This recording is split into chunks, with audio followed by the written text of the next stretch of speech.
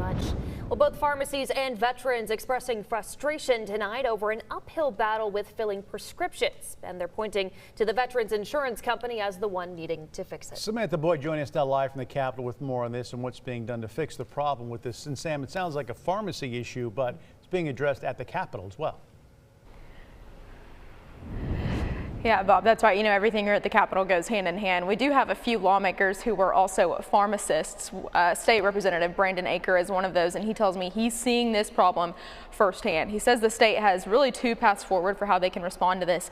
One, they can handle this from the governor's side on more of a rulemaking side, and then two, they can also handle this from the legislature's side. But really the problem here is simple. Veterans are having issues getting their prescriptions filled, and one of those veterans is a name we all know well.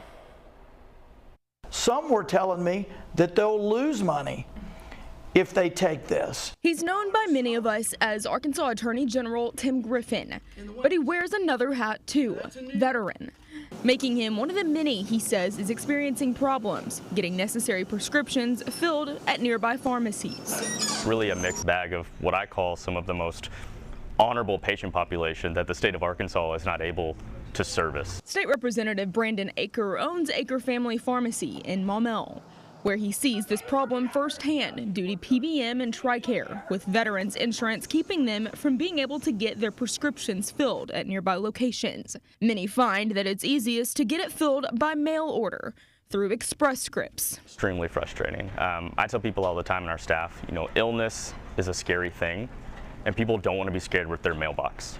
Like, they want to be scared with their local pharmacist. As a veteran, Griffin says he's dealt with some larger pharmacies turning him away completely. Or this. I even had one pharmacist say, look, we really don't take it, but we hate to have service members left without an option near where they live, so we'll do it and try to make it work even if there's a loss on some stuff. There's almost this larger sense of burden of responsibility because I am an elected official. There is this perception of, you know, you work in this space, but you also legislate in this space. Like, where is the relief? A spokesperson for TRICARE sent us a statement that says, in part, quote, "We ensure that TRICARE beneficiaries have affordable access medicines through a broad network of chain, independent, military, specialty, and home delivery pharmacies. And more than 95% of Arkansas beneficiaries has an in-network pharmacy within 15 minutes of their home.